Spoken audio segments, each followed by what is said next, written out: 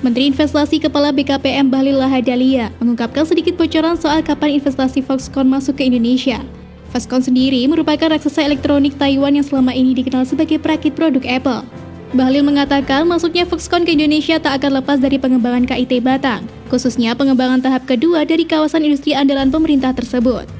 Ia pun menyebutkan pengembangan 450 hektar di tahap pertama KIT Batang sudah penuh oleh berbagai pabrik, baik lokal maupun asing.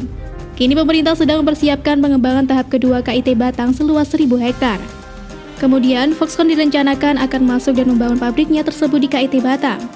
Namun sebelum itu, Bahlil meminta pengembangan tahap kedua yang butuh melakukan pemotongan gunung atau cut and fill bisa dipercepat pekerjaannya oleh jajaran Menteri PUPR Basuki Hadi Mulyono.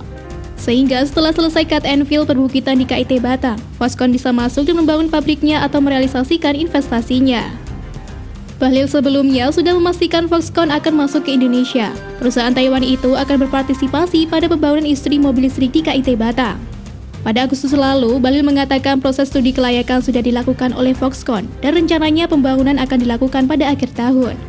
Sebelumnya, Bahlil mengungkapkan rencana investasi meliputi Foxconn, Gogoro, PT Industri Baterai Indonesia atau IBC, dan PT Indika Energi Tbk di Indonesia.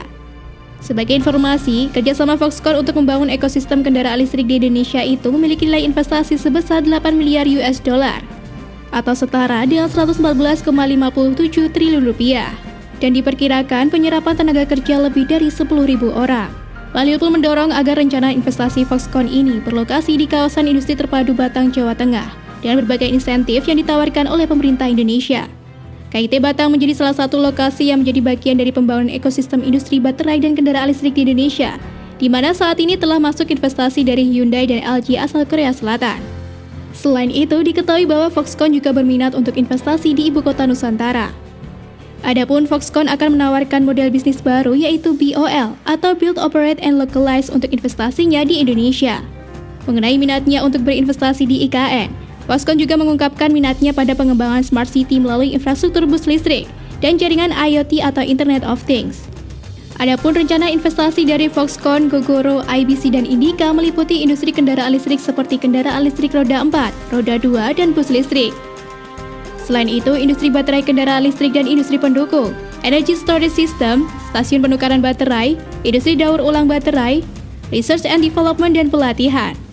Berdasarkan data Kementerian Investasi atau BKPM, realisasi investasi asal Taiwan pada tahun 2021 lalu tercatat sebesar 316,9 juta US dollar dengan total 458 proyek.